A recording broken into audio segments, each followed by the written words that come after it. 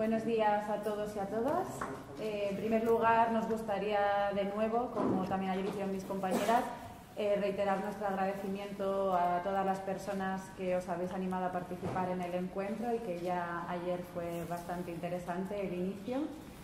En la mañana de hoy vamos a tener a dos ponentes maravillosos, como ya ayer empezamos también a conocer. Vamos a tener el tema central, va a ser los comentarios sobre las sentencias del Tribunal de Justicia y del Tribunal General de la Unión Europea que anularon los acuerdos de pesca y los aranceles. Y bueno, en primer lugar vamos a escuchar a Juan Soroeta, profesor titular de Derecho Internacional Público y Relaciones Internacionales de la UPV. Y en segundo lugar también a Javier González Vega, profesor titular también de Derecho Internacional Público. Catedrático, perdón. Desde hace 15 años. Catedrático, como bien ha dicho él, de la Universidad de Oviedo. Muy orgulloso de haber sido titular, pero bueno. Y sin más charla podéis empezar. Muy bien, en primer lugar agradecer a todo el equipo de la universidad que ha trabajado para montar estas jornadas, y a la asociación, al observatorio y por supuesto a Dula y al Frente Polisario el haber organizado estas jornadas. Realmente no somos dos ponentes maravillosos, somos dos estudiosos que nos dedicamos a este tema, es nuestra profesión y lo hacemos de mil amores, así que gracias por el comentario. Básicamente, como son dos cuestiones que van íntimamente unidas, los dos procedimientos que se han desarrollado ante el Tribunal de Justicia, lo que hemos pensado es, ya que interveníamos los dos, pues repartirnos un poco, de forma que yo voy a hacer un planteamiento general a partir de la sentencia, de los primeros procedimientos en relación con los acuerdos de libre comercio entre Marruecos y la Unión Europea, y luego Javier se centrará más en los acuerdos de pesca. Al final vamos a acabar los dos en dos sentencias que son prácticamente idénticas, uno en relación con el libre comercio y otro en relación con los acuerdos de pesca, de forma que pues en algún momento nos iremos pisando el camino, pero no hay ningún problema. Como punto de partida, yo creo que lo que ha revolucionado un poco todo esto ha sido la famosa declaración de Trump de reconocimiento de la soberanía de Marruecos sobre el Sáhara Occidental, que ha terminado culminando con la payasada de ayer del presidente del gobierno español, reconociendo, diciendo que el plan de autonomía es la solución para el conflicto. Y aunque nos vamos a centrar en la cuestión de los procedimientos ante el tribunal, por lo menos sí es bueno dejar claro como punto de partida que la autonomía puede ser una forma de ejercicio del derecho a la autodeterminación, siempre y cuando se ha consultado a la población en un referéndum de autodeterminación en el que esté incluida también la opción de la independencia.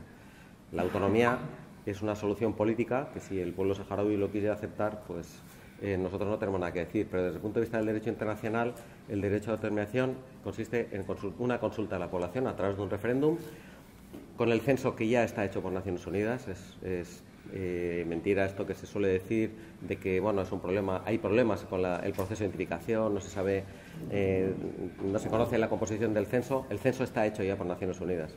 Actualizar ese censo no cuesta absolutamente nada. Otra cosa es la voluntad que hay, o mejor dicho, que no hay en el Consejo de Seguridad por parte de Francia y que impide que se aplique el plan de paz, que sería la solución, ¿no? Cuando dice, ¿cuál es la solución? Pues la aplicación del plan de paz, que es un acuerdo libremente aceptado por las dos partes, en el que se negocia un referéndum, la celebración de un referéndum, con un censo que se va a confeccionar de acuerdo con unos criterios que negocian las partes. Esto se lleva a cabo durante 10 años por parte de Naciones Unidas. A pesar de que Marruecos obstaculiza sistemáticamente todo el proceso de identificación, al cabo de 10 años, en el año 2000, ya tenemos el censo, y en ese momento Marruecos comunica que da por terminado el plan de paz, que se retira del plan de paz, acusa a Naciones Unidas de haber sido parcial y ya comunica oficialmente que nunca aceptará un referéndum de autodeterminación. Esta es la situación, ¿no? Y en esa posición se ha mantenido España desde el inicio. España ha apoyado siempre la ocupación del territorio, nunca lo ha dicho expresamente, pero con los hechos, aunque ha hablado de neutralidad activa, la neutralidad ante el derecho no cabe. La neutralidad supone no tomar partido por la aplicación de la ley o por su violación. con lo cual pues el que no está abiertamente por la aplicación del derecho internacional está apoyando el incumplimiento, luego está apoyando la ocupación. Y esta ha sido la posición. Ahora ya lo único que ha hecho ha sido cambiar su posición, su discurso de neutralidad activa para decir ya somos claramente, estamos a favor de la violación del derecho internacional.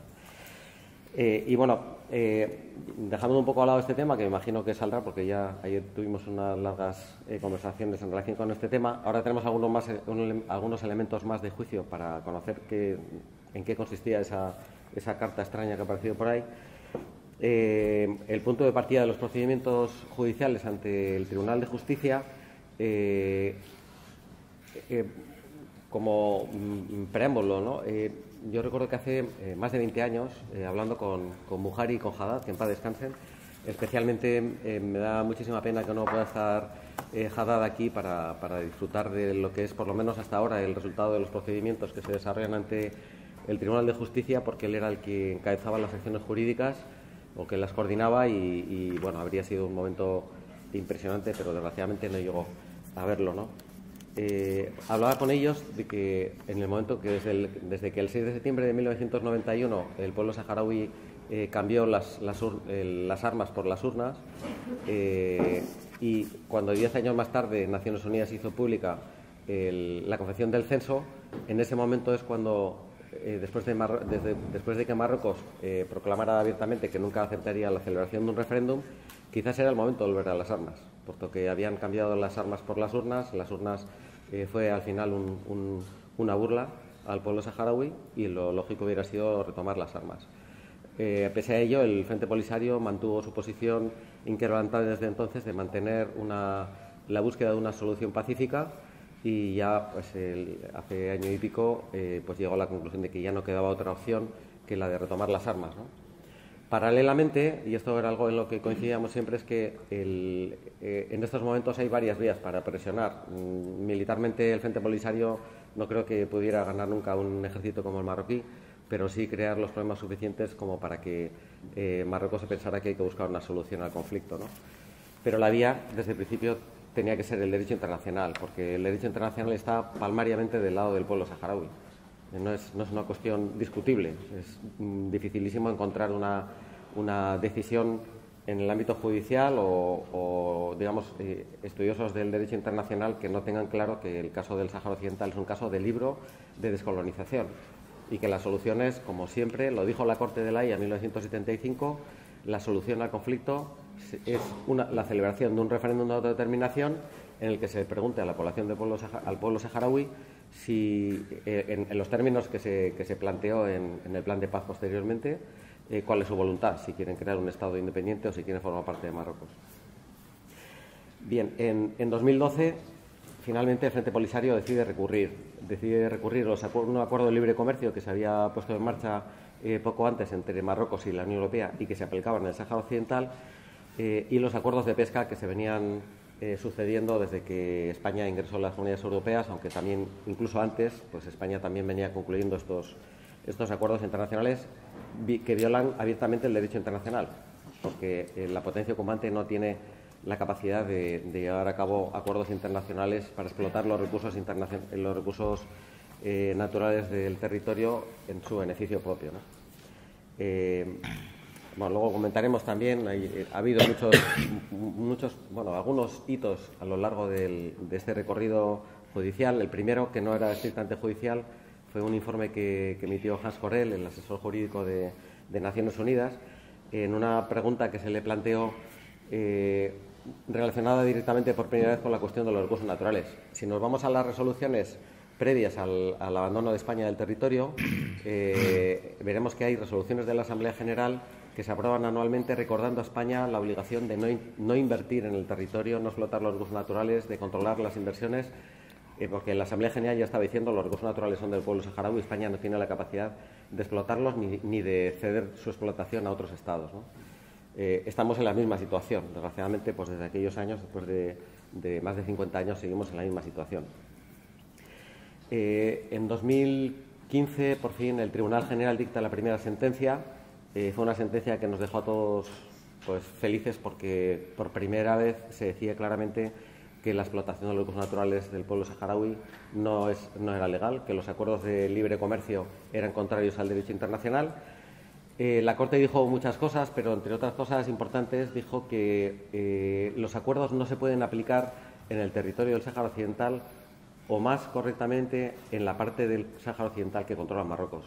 Es la primera vez que un tribunal internacional recuerda que el Sáhara Occidental, por mucho que ahora iba a decir Felipe González Zapatero, es igual, Pedro Sánchez, porque todos han mantenido la misma posición, digan que con esto se resuelve el conflicto, ni siquiera así se va a resolver. Si es que fuera Occidente, obviamente no lo es, ¿no? Porque sigue habiendo una parte del Sáhara Occidental que controla el Frente Polisario. ¿Y eso qué es? ¿No? Es un limbo jurídico, es un territorio gobernado por unos salvajes que andan por ahí dando vueltas con sus camellos, o es la parte de un territorio no ocupado. Yo siempre, con nuestros amigos saharauis, siempre he defendido que la denominación territorios liberados quizás no sea la más apropiada y habría que hablar de los territorios no ocupados por Marruecos. Bien, pues esto es lo primero que dice el tribunal y da un paso importantísimo que para los internacionalistas era tan básico que al final dices, bueno, pues que tampoco está diciendo nada nuevo, ¿no? El Sáhara Occidental es un territorio no autónomo, por lo tanto es un territorio pendiente de descolonización y por lo tanto no forma parte del territorio de Marruecos. El argumento que utiliza es un argumento también jurídicamente discutible porque es a mano de un párrafo de la resolución 2625 de la Asamblea General de Naciones Unidas, 2625 romano 25, que diría Meche, en la que se establece que el territorio digamos que la condición jurídica de un territorio colonial es distinta y separada de la del territorio que lo administra. Pero está hablando del territorio que lo administra y Marruecos no administra el Sáhara Occidental. Es una argumentación que, bueno, ya está consolidada porque se ha mantenido ya a lo largo de todos estos procedimientos. Parece que ya no se cuestiona este tema, pero la realidad es que se parte de un punto de partida equivocado. Es que Marruecos no es la potencia administradora, es la potencia ocupante. Este informe de Hans Corell, al que me refería antes, fue el punto de partida se elogió muchísimo este informe.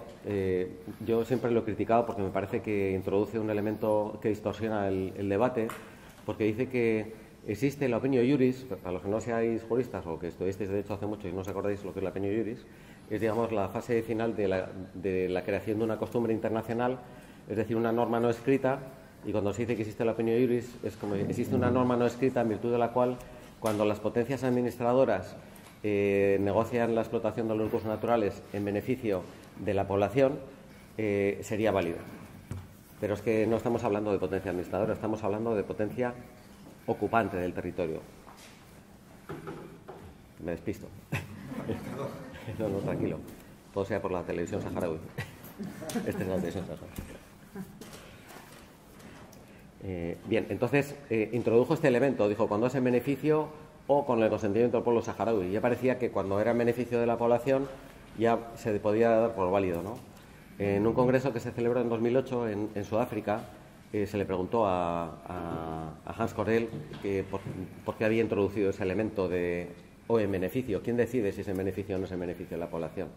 Y Hans Corell dijo que en su equipo de juristas se estaban enfrentando a una situación muy complicada de resolver políticamente y entonces que introdujeron eso como una forma de apaciguar digamos a la otra parte, ¿no? A Marruecos.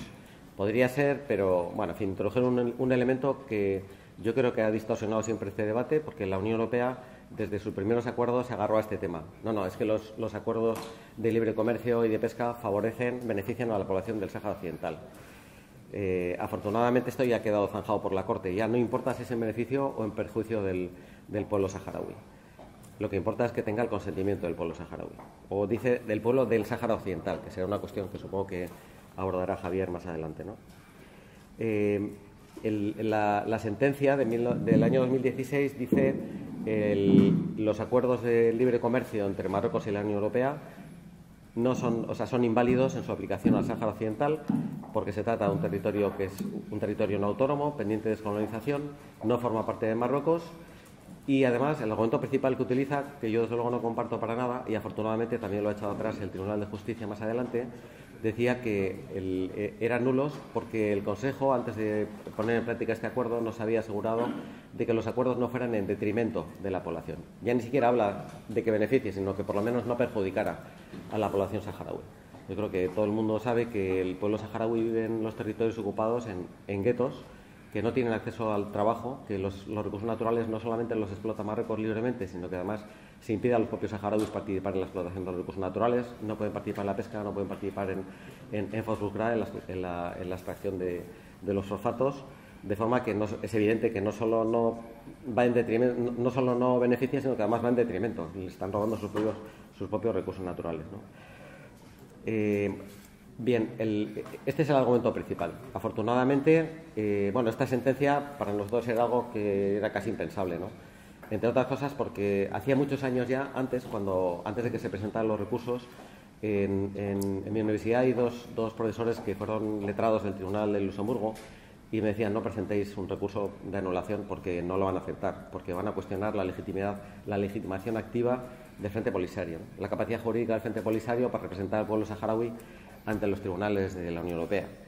Era una cuestión difícil de sortear porque hasta entonces el tribunal tenía una posición muy restrictiva y, sin embargo, a la primera pasó el filtro porque fue un recurso presentado por el Frente Polisario y dictó una sentencia estableciendo la nulidad de los acuerdos en su aplicación al Sáhara Occidental. Bueno, al día siguiente de hacerse público la sentencia, el ministro de Agricultura marroquí dijo: no sabemos si a partir de ahora vamos a poder contener la inmigración, estableciendo una consecuencia directa de lo que es una sentencia del Tribunal de Justicia de la Unión Europea con el problema de la inmigración. Es decir, que ahora con los sucesos de Ceuta de hace un año y pico, pues mucha gente se lleva las manos a la cabeza, pero es que esto es más viejo que la pana, ¿no? Exactamente igual que lo que pasó ayer con Pedro Sánchez. La única diferencia es que ha tenido el valor de decirlo abiertamente, ¿no?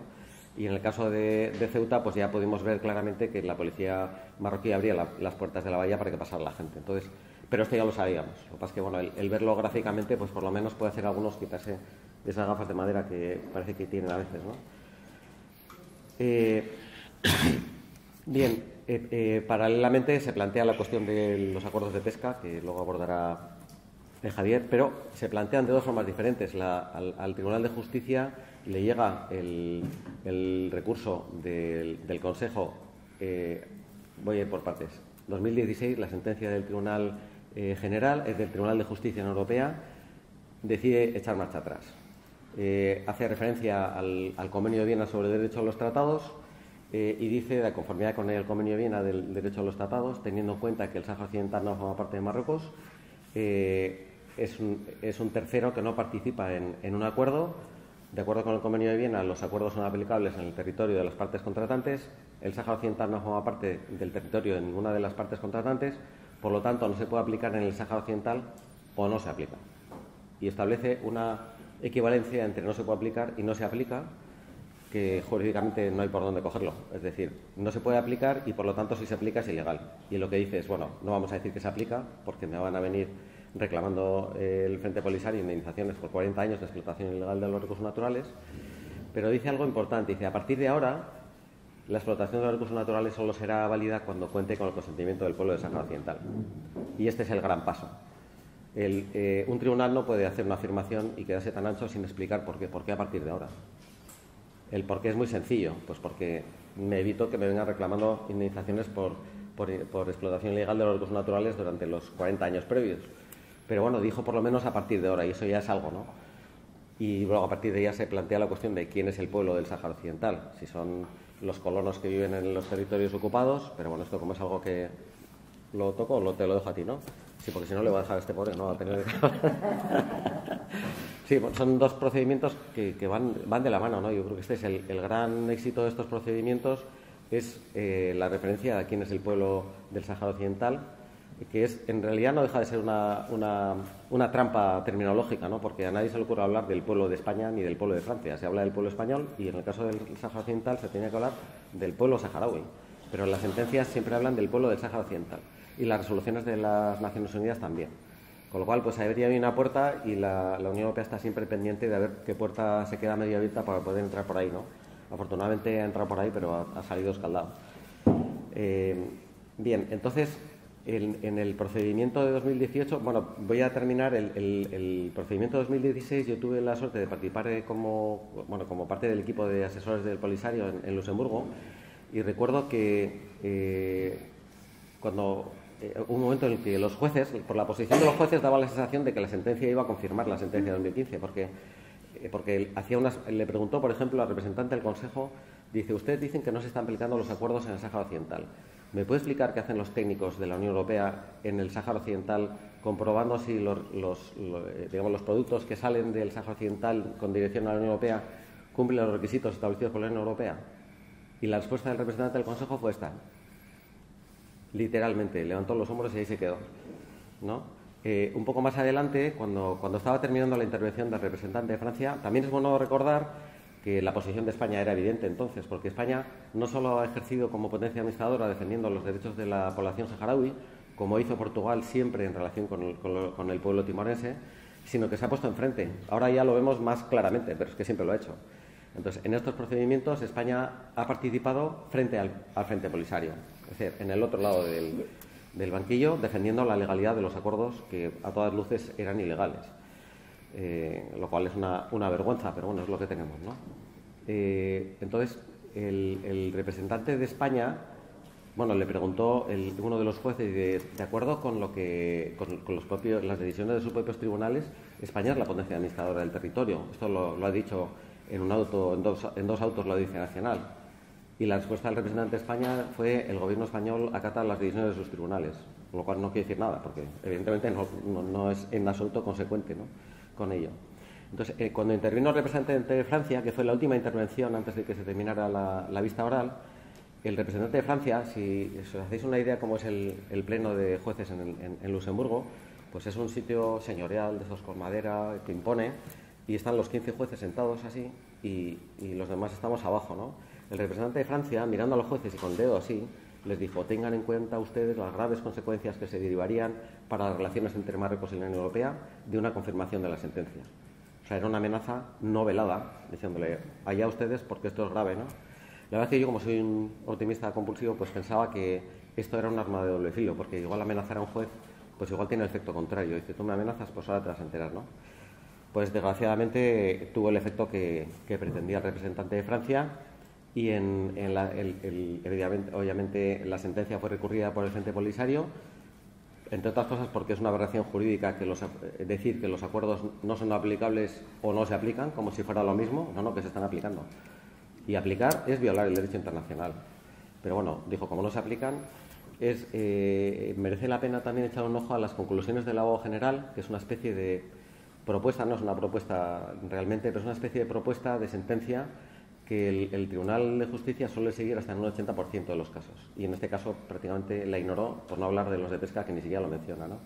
Y en esas conclusiones el abogado general ya deja caer esto en relación con los acuerdos de libre comercio. Lo de pesca es otra cosa. Porque dice, en los acuerdos no se dice expresamente que se aplican en el Sáhara Occidental.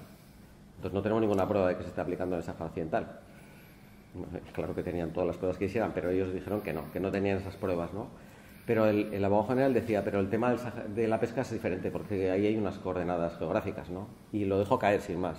Con lo cual ya pensábamos que la sentencia de pesca iba a tener iba a suponer un giro, ¿no?, en la cuestión. Y efectivamente el abogado general, como comentará luego Javier, las conclusiones en relación con la sentencia de los acuerdos de pesca es, para los que nos dedicamos al derecho internacional, un placer, no sé cómo expresarlo. Porque, de verdad, una cosa es, dice, ostras, por fin, derecho internacional puro y duro, de principio a fin, ¿no?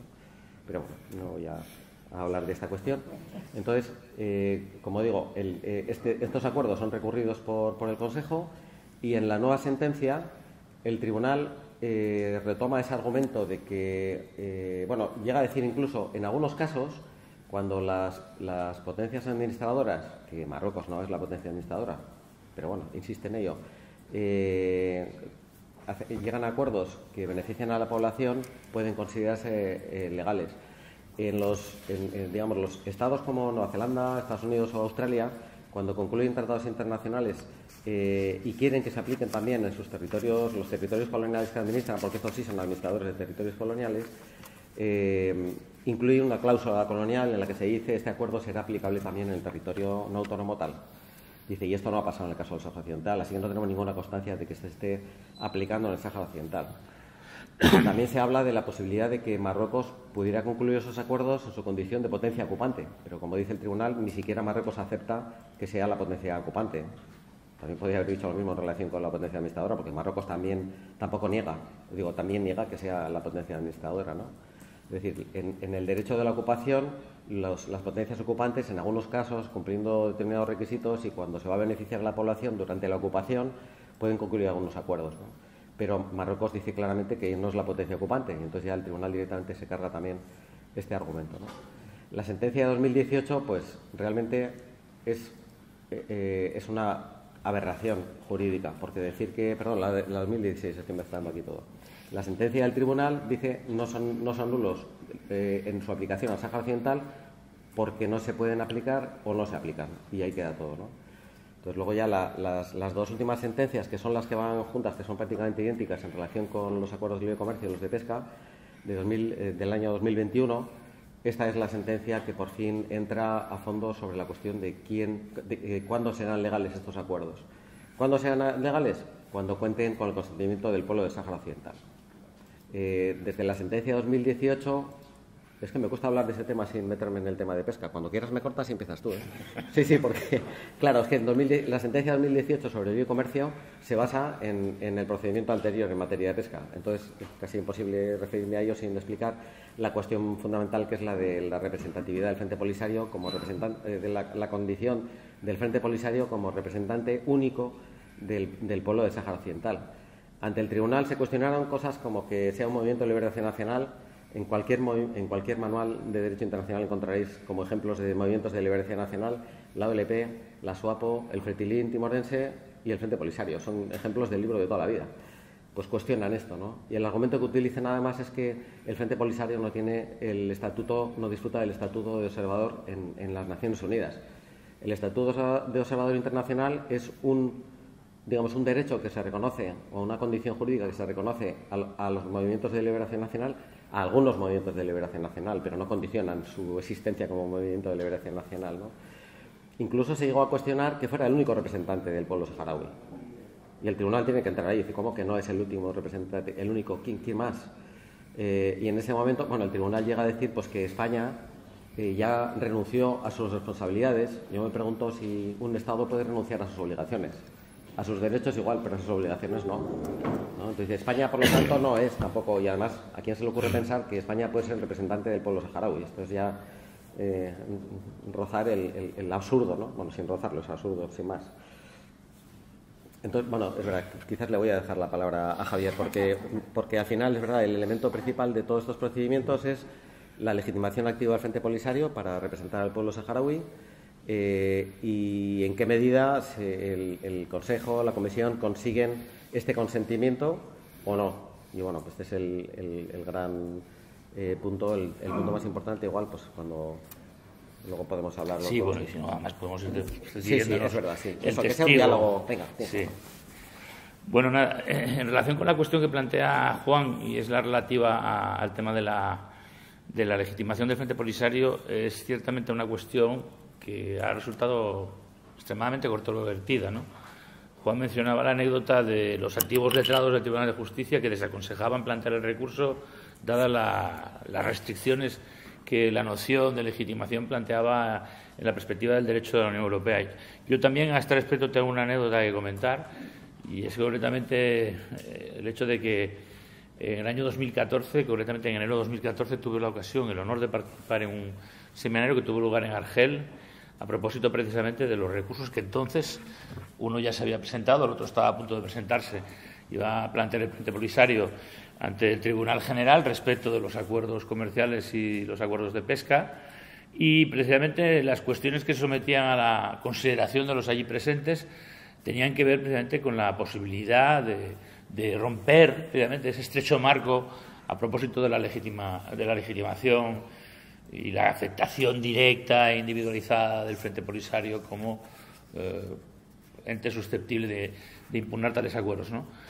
Recuerdo que en los debates en los que participaba, entre otros, el profesor Eric David de la Universidad Libre de Bruselas, se planteaba la cuestión de tratar de sortear el escollo a través precisamente de la invocación de la condición de sujeto de derecho internacional, del Frente Polisario, lo que entendíamos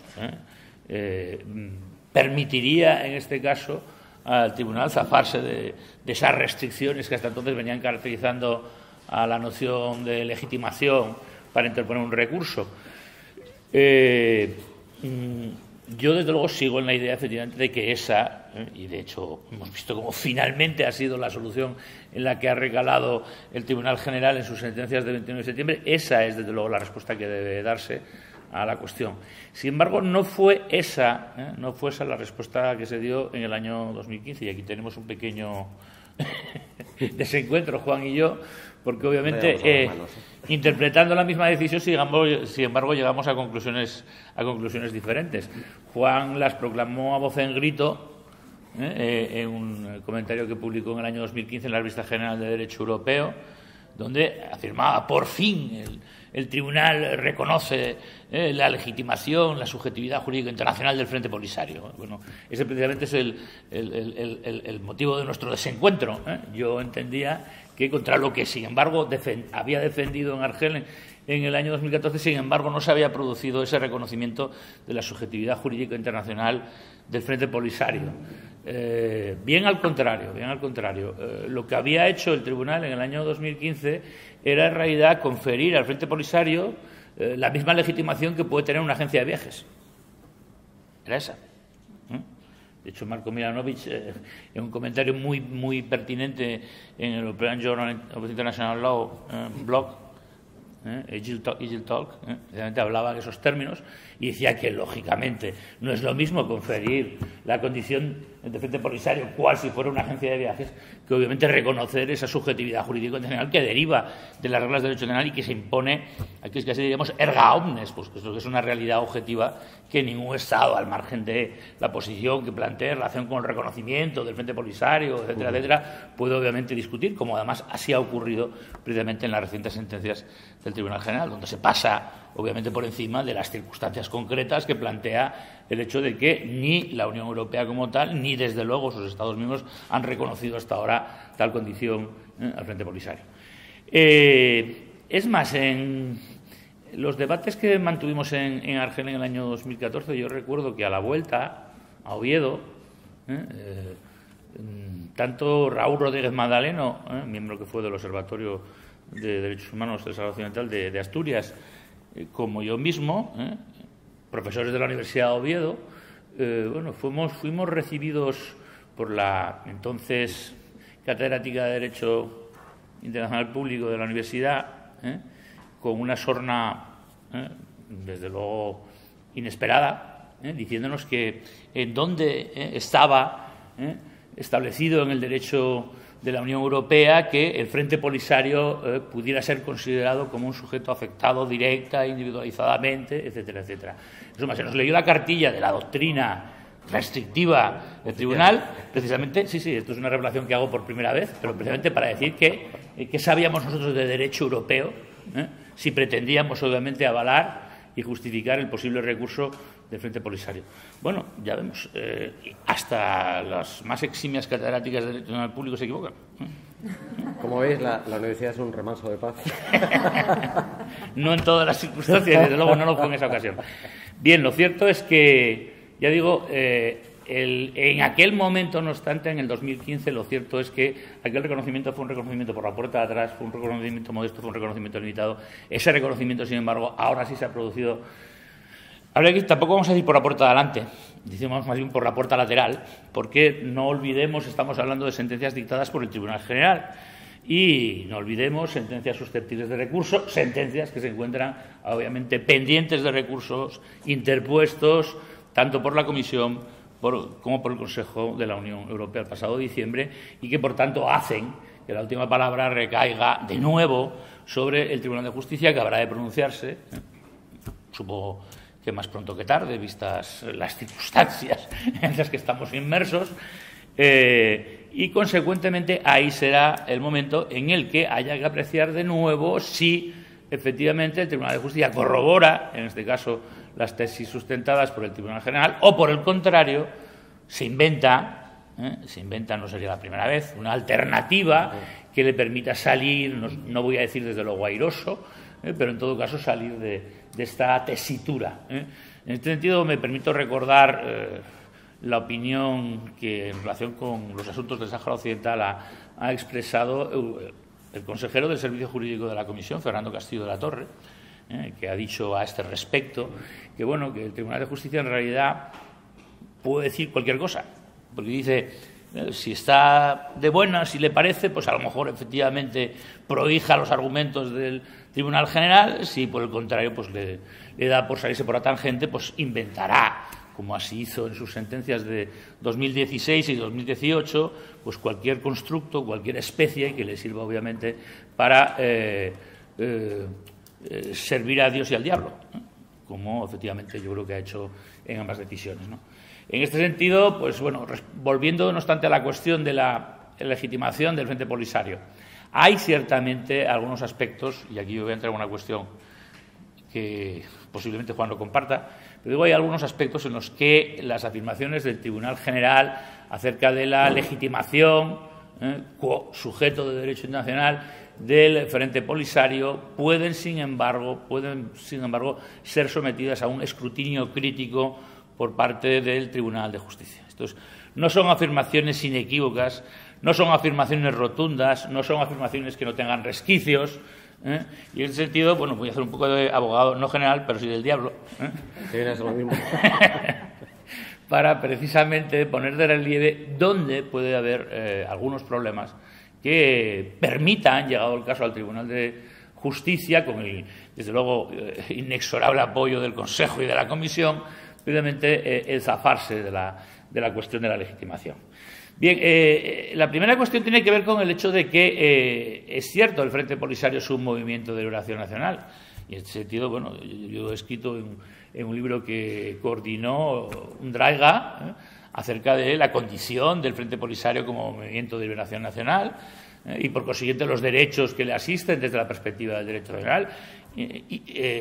No solo, obviamente, el de, digamos, liderar al pueblo que ha de expresar libremente su voluntad de cara a determinar el futuro estatuto político del Sáhara Occidental, sino incluso, en el marco de ese liderazgo, incluso el desarrollar las acciones militares para las que está precisamente investido por el derecho internacional, conforme al jus ad bellum que le es reconocido a los movimientos de liberación nacional en su lucha precisamente para erradicar el yugo colonial.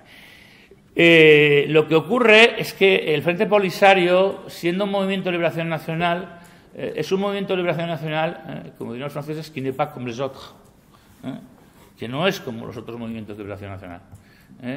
A mí me gustaría, obviamente, pensar que el SWAPO y el Frente Polisario poseen los mismos rasgos y, por consiguiente, los mismos atributos en tanto que movimientos de liberación nacional. Pero hay que advertir que la SWAPO era un movimiento de liberación nacional que, en este caso, tenía todos los atributos, inequívocamente, y el Frente Polisario, sin embargo, se ha visto un tanto reducido en cuanto a su capacidad y a su, digamos, proyección en el ámbito internacional. Nadie discutía que el SWAPO, el Movimiento de Liberación de Namibia, era el representante legítimo de Namibia a todos los efectos en el plano internacional. En cambio, lo cierto es que ese reconocimiento que le brindó Naciones Unidas no se le ha brindado en los mismos términos al Frente Polisario. Y, naturalmente, sobre ello ha reparado precisamente los servicios jurídicos tanto del Consejo como de la Comisión. Gosalvo Bono, Ricardo Gosalvo Bono, un comentario que realizó a la sentencia que comentará Juan, la sentencia del Tribunal General de 2015, pues bueno, insistió, y de nuevo tanto el Consejo como la Comisión lo han hecho en sus alegatos ante el Tribunal General en los procesos del pasado septiembre, en la circunstancia de que el Frente Polisario, a diferencia de lo que ocurrirá con el SWAPO, no tiene la condición de observador ante la Asamblea General de las Naciones Unidas. Por lo tanto, ese estatuto, digamos, consuetudinario que sobre la base de la práctica internacional se ha establecido en favor de los movimientos de liberación nacional y que se ha conferido, ya digo, a la SWAPO, pues no es el mismo estatuto que tiene atribuido el Frente Polisario, que simplemente actúa oficiosamente como diríamos además incluso como un peticionario más en las instancias de Naciones Unidas, pero desde luego no desde luego con arreglo al rango que debería de corresponderle como precisamente representante de un pueblo que lucha por su dominación, por su liberación del dominio colonial. Por tanto, hay ciertos elementos que faltan obviamente en esa personalidad jurídica internacional del Polisario y que han estado presentes en otros movimientos de liberación nacional. Por tanto, este primer rasgo es significativo y, ya digo, sobre él ha insistido tanto los servicios jurídicos de la Comisión como del Consejo en los procedimientos concluidos el pasado mes de septiembre. Sobre ellos no tengo ninguna duda, volverán de nuevo en sus alegatos en los procedimientos actualmente en curso ante el Tribunal de Justicia, tanto el Consejo como la Comisión.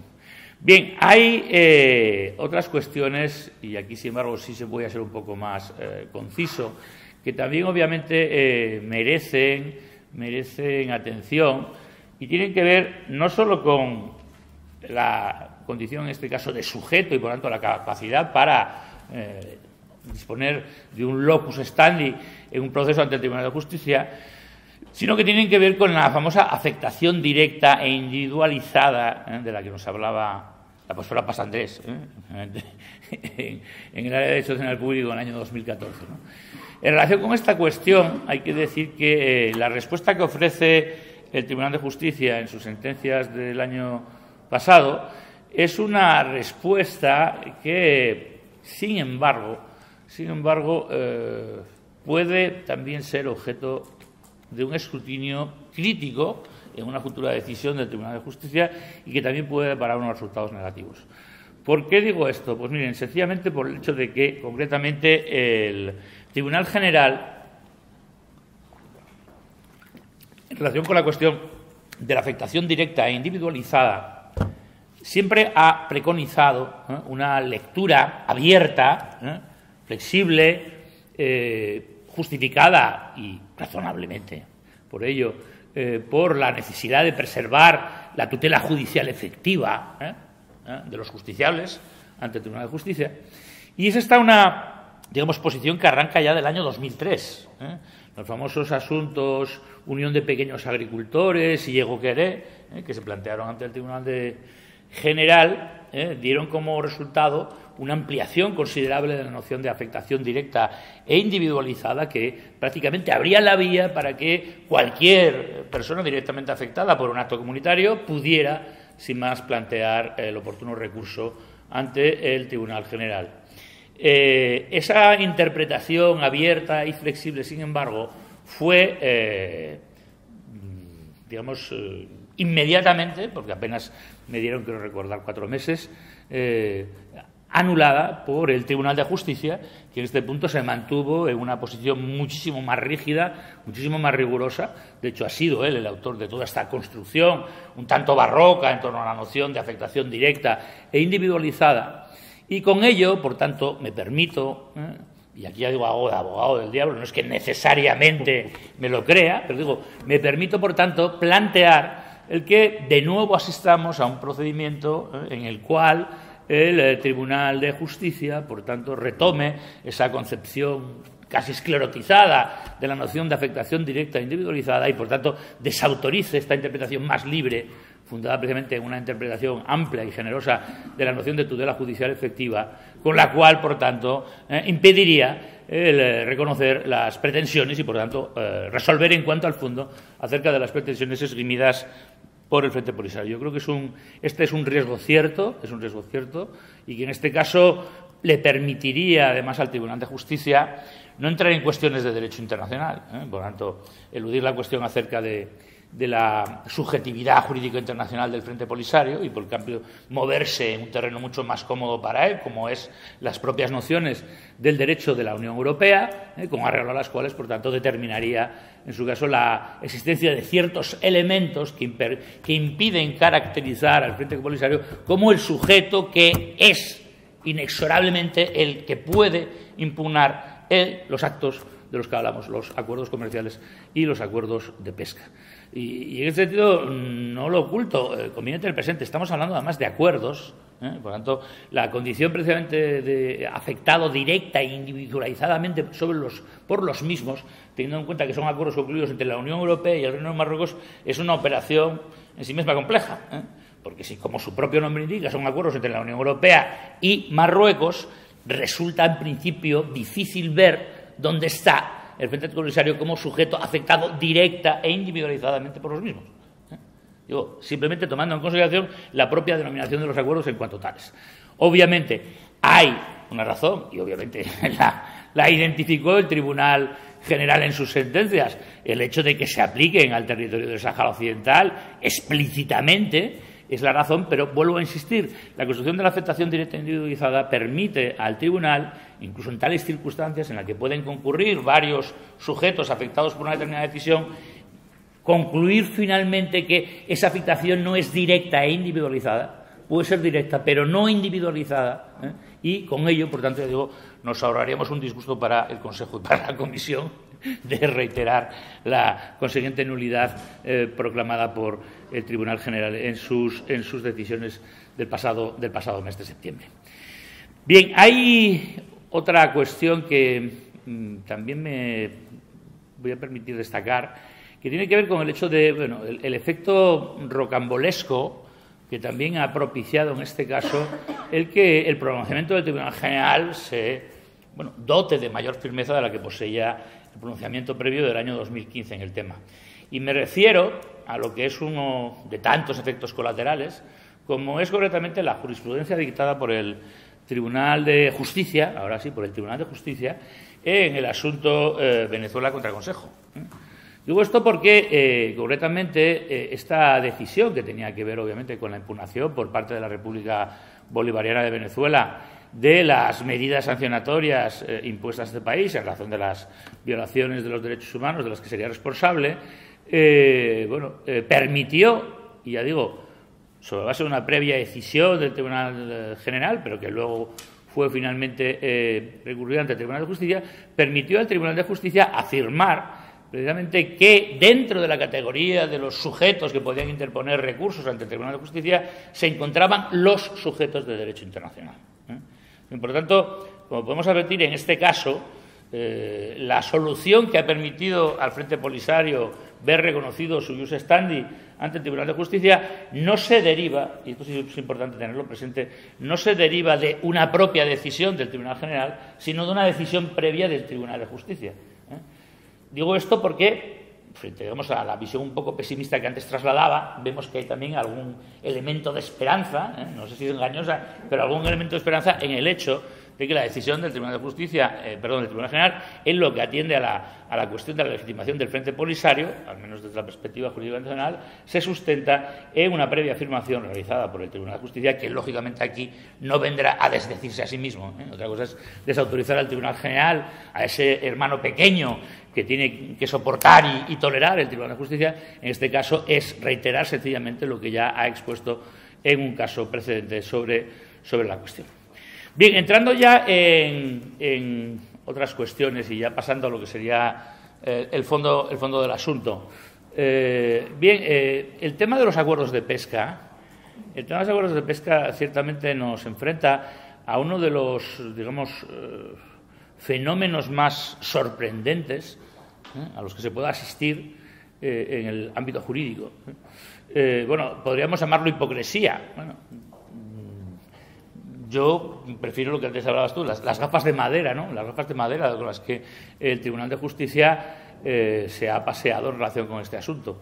A mí siempre me gusta decir, y lo he expresado por escrito en sucesivos artículos sobre esta y otras cuestiones conexas, que la cuestión de la aplicabilidad de los acuerdos de pesca a las aguas del Sáhara Occidental,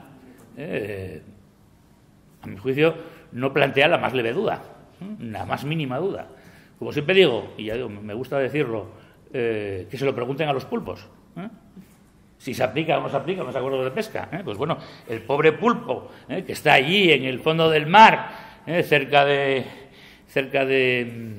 la antigua Villa Cisneros, plácidamente reposando y esperando la llegada de algún bicho al que echarle el diente, pues dirá para su disgusto cómo de repente es extraído, obviamente, por un buque español o con participación española para ser cargado y luego empaquetado y llegar finalmente a la taberna gallega de turno, donde será degustado como supuesto pulpo gallego, aunque en realidad pulpo saharaui, ¿no? Pero bueno, eso es evidente, que es así. Bueno, les puedo decir que yo tengo fotos incluso de las cajas procedencia Dakhla Magog, ¿no? O sea, antigua Villa Cisneros, de pulpo que eran descargadas en una pulpería gallega en la Feria de Muestras de Asturias de Gijón, en una pulpería gallega. O sea, sin ningún empacho, el supuesto pulpo gallego de las pulperías es pulpo saharaui. Pues bien, ese dato evidente, sin embargo, no fue visto por el Tribunal de Justicia. Por eso digo que es un fenómeno, ciertamente, que, bueno, si no es un poltergeist, que venga Dios se lo vea. Como, efectivamente, algo tan evidente como la existencia de buques que faenan con bandera española en las aguas saharauis, sin embargo, no son advertidos por el Tribunal de Justicia, que afirma en la famosa sentencia de 2018 en el asunto Western Sahara Campaign United Kingdom que los acuerdos no se aplican y no se podían aplicar y era imposible que fueran objeto de aplicación en las aguas del Sáhara Occidental. Lo reitera en sucesivas ocasiones, sirviéndose además ítem más de diferentes argumentos que a su juicio impiden advertir tal conclusión. Empieza diciendo el Tribunal de Justicia que concretamente es imposible que los acuerdos de pesca puedan ser objeto de aplicación a las aguas del Sáhara Occidental porque concretamente existen dos voluntades contradictorias. Por tal consiguiente, que el acuerdo en virtud del cual se pueda plantear la aplicación de los acuerdos al Sáhara Occidental no es posible porque dice hay dos voluntades irreconciliables. Una, la del Reino de Marruecos, que pretende que los acuerdos sean aplicados a título de soberano del territorio del Sáhara Occidental, las provincias del sur, en la terminología marroquí. Otra, la voluntad de la Unión Europea, que pretende que el acuerdo se aplique en este caso a aguas sobre las cuales el Reino de Marruecos ejerce poderes a título de potencia administradora de facto del territorio. Dice el Tribunal de Justicia, como hay obviamente dos representaciones distintas, una que quiere ver en los espacios marinos del Sáhara Occidental un espacio sometido a la soberanía marroquí y el otro, posición de la Unión Europea, que ve en ello simplemente el ejercicio de unas funciones de administración de facto sobre dichos espacios, consecuentemente no hay una voluntad común, no hay una voluntad coincidente y por consiguiente no hay acuerdo internacional posible al respecto. Bien, esa afirmación, ya digo, del Tribunal de Justicia, nosotros diríamos en Asturias, nunca ben prou, O sea, no es absolutamente falta del más elemental sentido común. ¿Por qué? Bueno, porque en la práctica todos los tratados internacionales suponen, digamos, un punto de contacto, pero no desde luego una adhesión inquebrantable en relación con una misma cuestión por parte de las partes que celebran el acuerdo.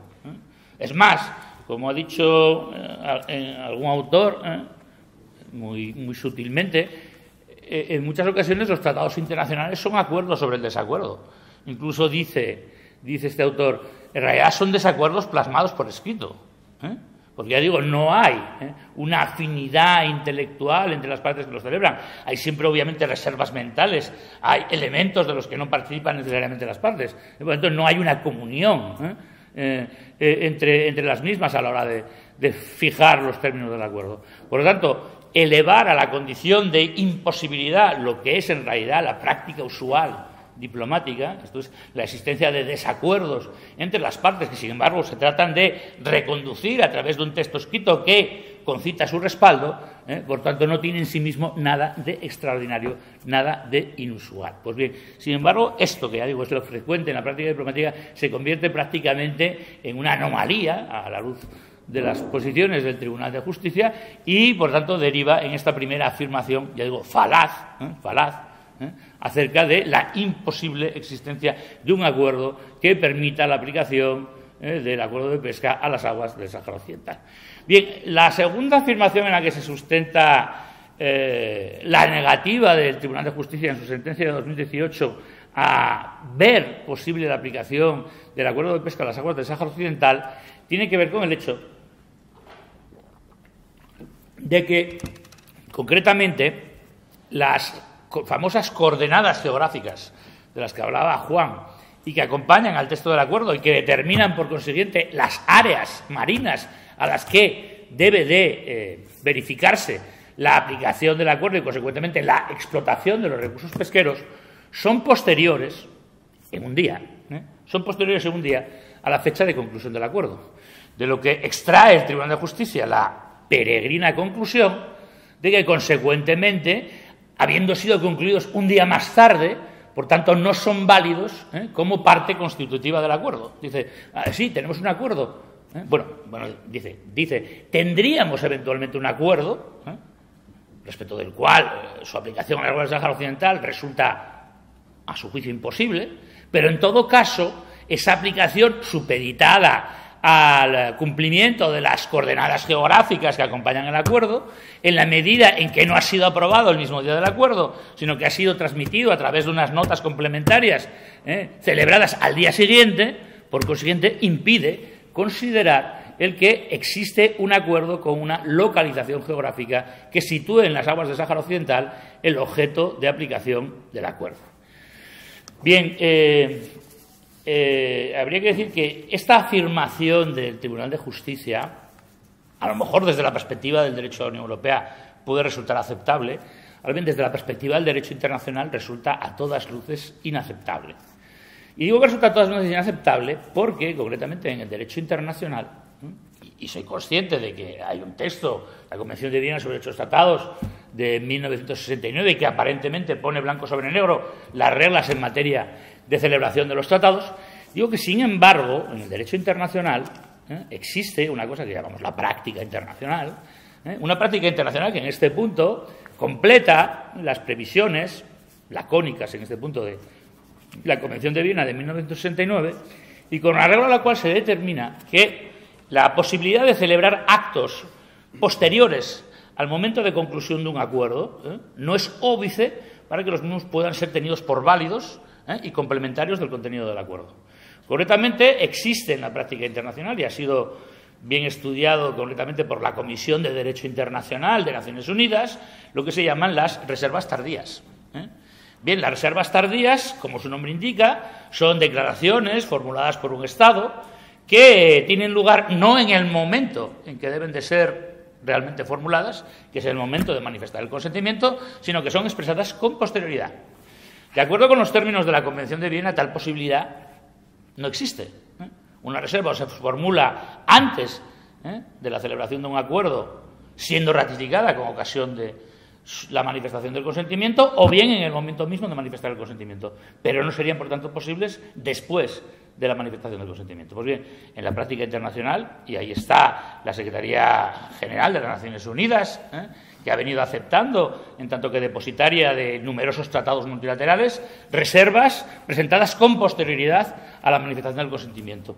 Y además, ya digo, de la posición del Secretario General codepositario, que ha admitido esta posibilidad, hay que decir que ninguno de los Estados partes en esos tratados multilaterales ha objetado la circunstancia de que la reserva fuera presentada con posterioridad. Al contrario, se han tolerado, por lo tanto, se han aceptado, se ha asentido a esta práctica.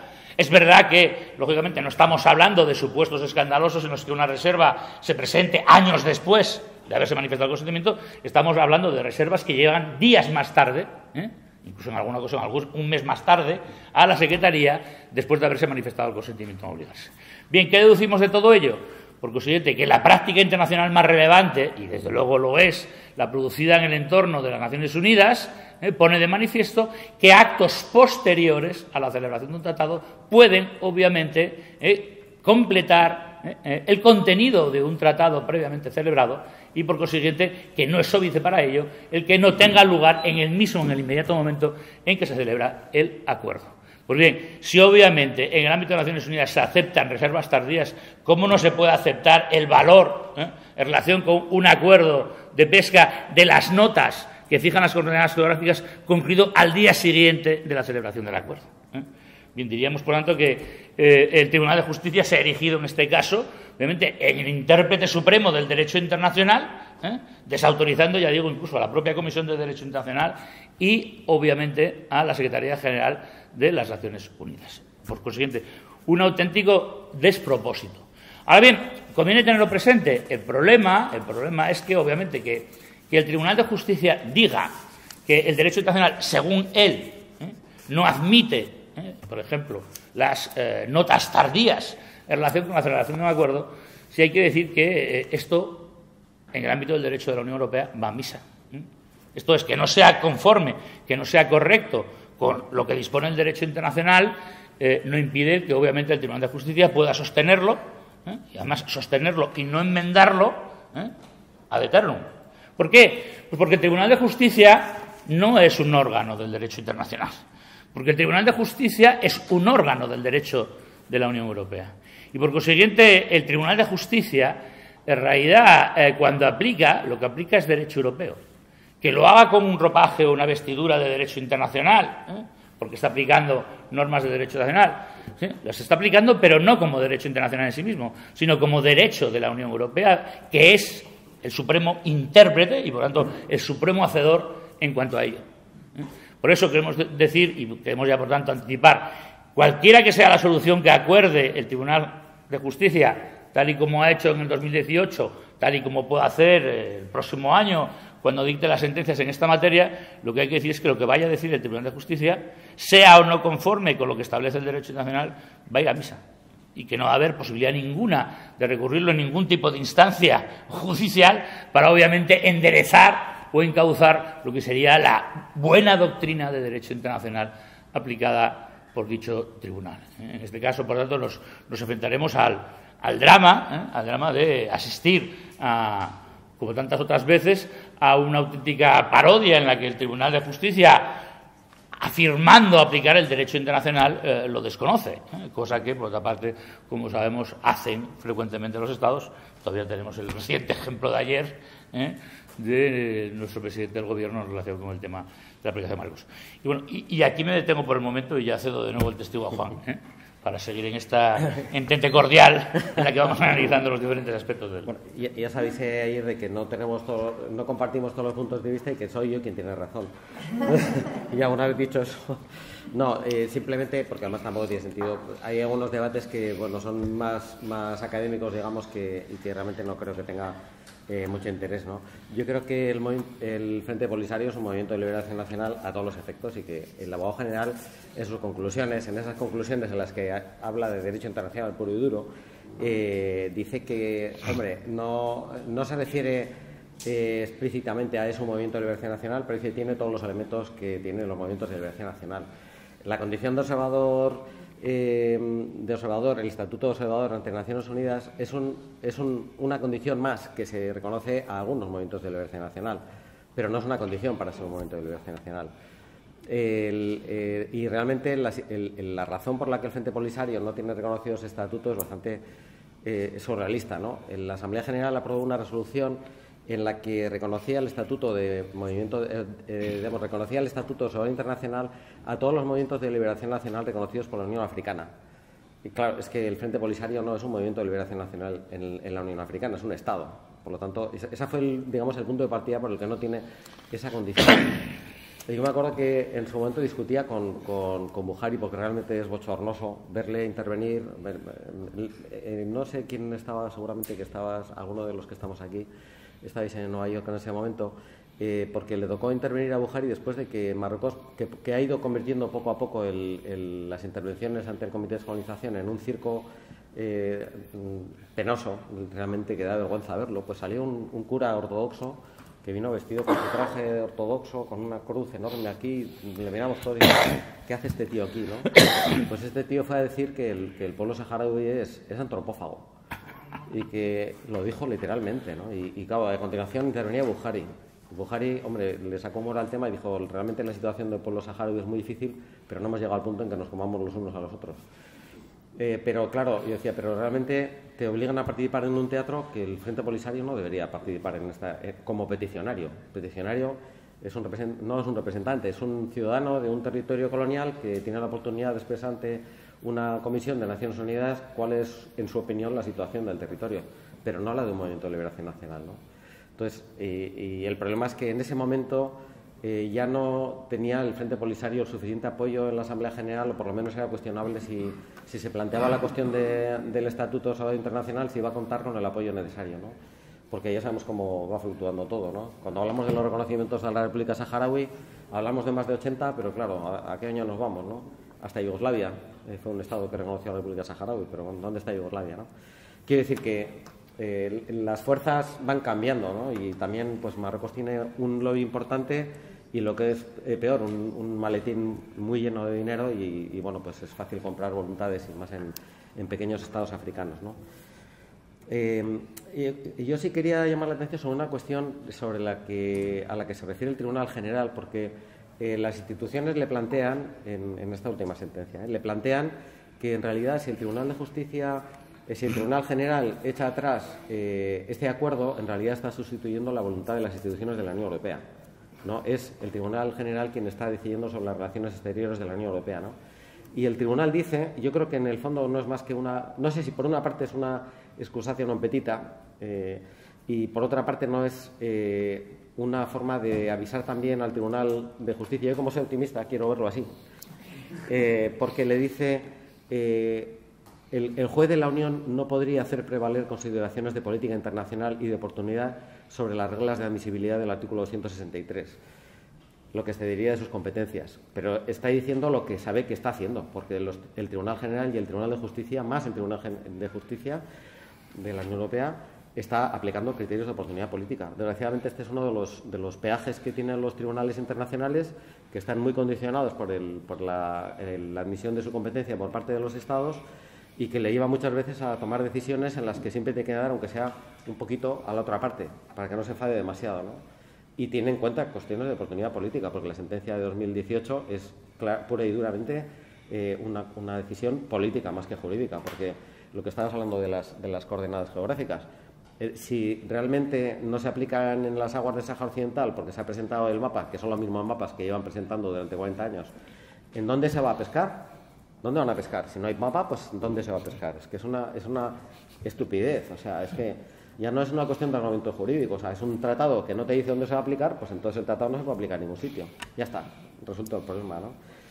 Entonces, claro, el problema es que, yo no sé, quiero pensar que en alguna medida es una pequeña nota para el Tribunal de Justicia para que no haga lo que tú has llamado conclusiones peregrinas. Porque realmente lo que hace, o sea, hay algunos argumentos jurídicos del Tribunal, o sea, sonroja a cualquiera que no hace falta saber mucho de derecho internacional para entender que, vamos, que este argumento de como los mapas se presentaron más tarde, pues no valen, entonces no vale nada, porque no hay acuerdo. Si no se dice dónde se va a aplicar, pues eso, se juntan dos estados, o un estado y una organización internacional, llega a un acuerdo que no se va a aplicar porque no se sabe dónde. Pues es que esto no entra en ninguna... Pero bueno, quizás tenéis preguntas menos Pepe. Todos los que queráis hacer alguna pregunta, porque este ya da miedo.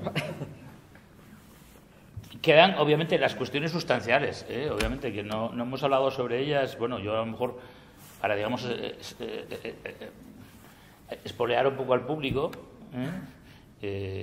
querría, obviamente, simplemente señalar que, bueno, hay tres cuestiones, a mi juicio, que en lo que respecta al fondo caracterizan, obviamente, los pronunciamientos del Tribunal General en sus sentencias de septiembre, que son respectivamente las cuestiones relativas a la aplicación de la doctrina del efecto relativo de los tratados. Ahora todo el mundo mirará para aquí y dirá, ¿qué es eso? Hay otra cuestión que obviamente es el valor esencial del consentimiento, pero bueno, yo en mi comentario me he permitido decir consentimiento. ¿Qué consentimiento? Remedando a Supertramp, crisis, what crisis? Pues eso, ¿qué consentimiento? ¿Qué consentimiento? ¿De qué consentimiento hablamos? Y por último la cuestión en la que obviamente estamos en profundo desacuerdo del valor a atribuir al dictamen Corell, y por lo tanto lo que ha dicho o no ha dicho el Tribunal de Justicia en relación con dicho dictamen del que hablaba Juan, ese famoso escrito del secretario general adjunto, responsable de asuntos jurídicos, Hans Corell, al secretario general de Naciones Unidas del año 2002, donde concretamente se efectúan determinadas consideraciones acerca de lo que se puede o no se puede hacer con los recursos naturales de un territorio sometido a administración, y respecto de cuyo alcance y valor, como voy a advertirlo, mantenemos amicalmente, pero en todo caso mantenemos algunas diferencias Juan Sorete y yo, ¿no? Bien, en relación con la primera cuestión, ¿qué es eso del efecto relativo de los tratados? Pues es muy fácil, porque además como estamos aquí ante numerosísimos juristas, aunque no sean expertos en derecho internacional, pero juristas ellos, pues bueno, es sencillamente el trasunto internacional de lo que se llama el efecto relativo de los contratos. Pues el efecto relativo de los contratos es el efecto relativo de los tratados. Un contrato, como saben, es una res inter alios acta, terti nece prodes, nece nocet. Es una cosa hecha entre terceros que no beneficia ni perjudica al tercero.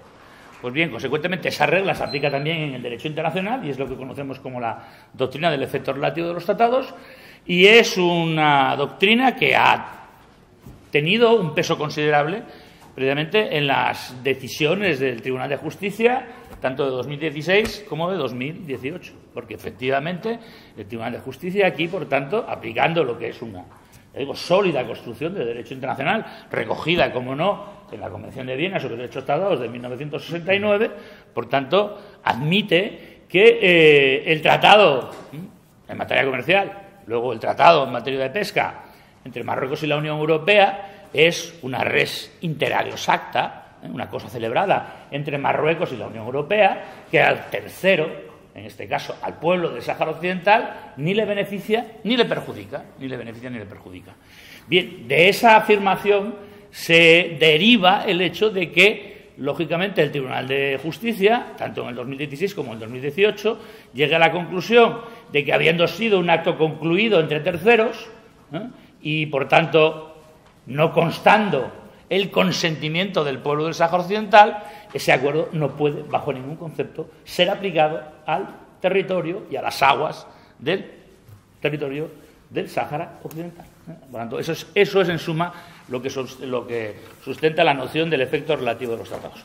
Pues bien, sobre esa senda que ya ha trazado el Tribunal de Justicia, por tanto la suprema voz en el ámbito de la Unión Europea, es sobre la que ahora discurre, lógicamente, con mucha más seguridad, el Tribunal General en sus sentencias del pasado septiembre. Esto es, como ha dicho el Tribunal de Justicia, y además reitera constantemente un párrafo, no recuerdo ahora mismo qué párrafo es, de la sentencia de 2018, pues como se dice en ese párrafo, hay que respetar, por tanto, en consecuencia del efecto relativo de los tratados, hay que respetar, por tanto, la necesaria voluntad del pueblo del Sáhara Occidental, que tiene que expresarse al efecto para que un acuerdo pueda eventualmente afectar a su territorio o a las aguas aledañas a su territorio. Consecuentemente, es necesario ir a buscar ese consentimiento del pueblo Sáhara Occidental que valide, en este caso, los acuerdos que puedan ser aplicados a dicho territorio y a sus aguas aledañas. Y entonces, por tanto, aquí estamos, en realidad,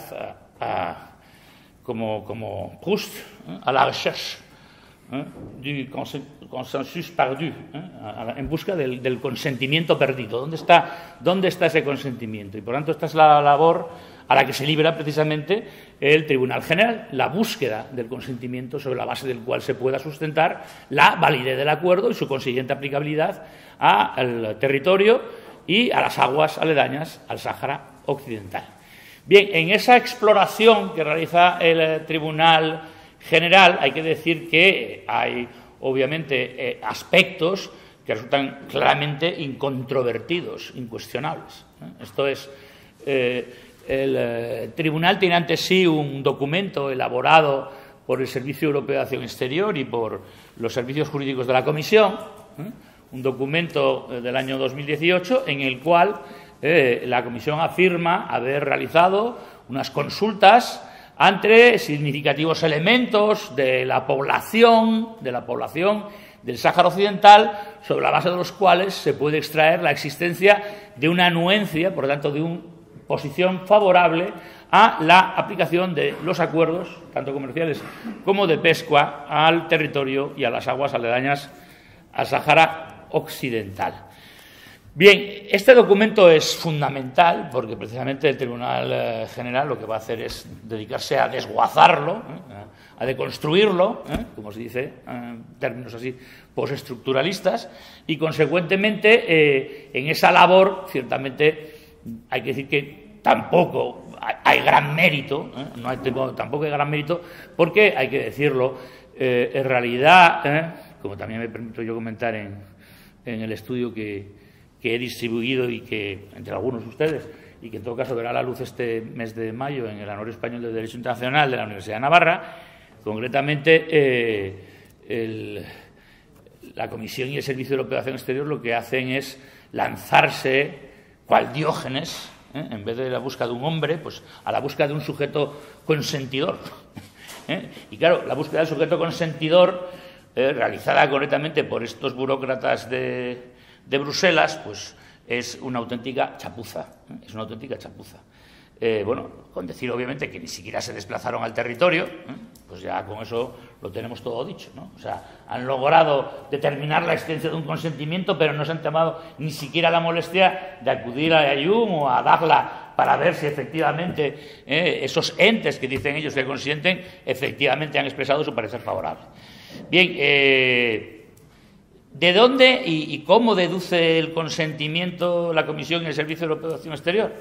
Pues bien, de unas, vamos a llamarlo charletas, que ha mantenido con diputados electos del Parlamento marroquí, teóricamente oriundos del territorio saharaui, pero en todo caso parlamentarios del Reino de Marruecos, no de la República de la Sahara Democrática, no del Frente Polisario, de electos locales que obviamente se encuentran en el territorio ocupado y que lógicamente, como también podrán imaginar, son auténticos esbirros que sirven los intereses marroquíes, y por otra parte de una serie de organizaciones. Yo decía en una conferencia que sobre este tema presenté en Santiago de Compostela, decía que prácticamente las asociaciones de peluqueros, prácticamente todo el mundo había podido intervenir en las consultas desarrolladas por la Comisión y el Servicio Europeo de Acción Exterior, porque es así, evidentemente. Ha habido multitud de asociaciones que han podido participar y expresar su opinión en relación con la cuestión de los acuerdos, pero todas ellas faltas de legitimidad para poder expresarse, puesto que todas ellas obviamente prohijadas, mantenidas y subvencionadas precisamente por el Reino de Marruecos. En la práctica, como bueno, bien le gusta decir a Juan, pues son sencillamente prácticamente agrupaciones de colonos marroquíes que obviamente dicen sí, como no va a ser, a todo lo que venga del Magfén y todo lo que venga del Palacio de Fez. Bien, lo cierto es que ese supuesto consentimiento extraído de estas consultas realizadas a concretos sectores y segmentos de la población que habita en el territorio del Sáhara Occidental, que no es lo mismo que el pueblo del Sáhara Occidental, y aquí hay una cuestión que esta sí es importante, nos enfrentan a, y por eso decía yo, consentimiento que consentimiento. Es lo mismo el consentimiento de determinados segmentos de la población que habita el Sáhara Occidental, ¿es lo mismo que el consentimiento del pueblo del Sáhara Occidental? Evidentemente no.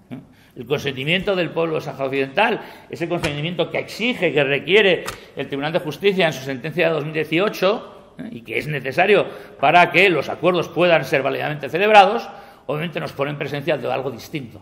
Es un consentimiento que tiene que ser prestado por un sujeto de derecho internacional, puesto que eso es concretamente el pueblo del Sáhara Occidental, un sujeto de derecho nacional, y no concretas poblaciones, no concretos segmentos de la población. Y todo ello, sin embargo, pese a que, concretamente para la Comisión y el Servicio Europeo de Acción Exterior, la cuestión de pueblo o población es irrelevante. Dices, esto es una cuestión meramente literal, no hay un problema realmente detrás. Claro que hay un problema detrás. No es lo mismo consultar al pueblo de Santander que consultar al pueblo de España.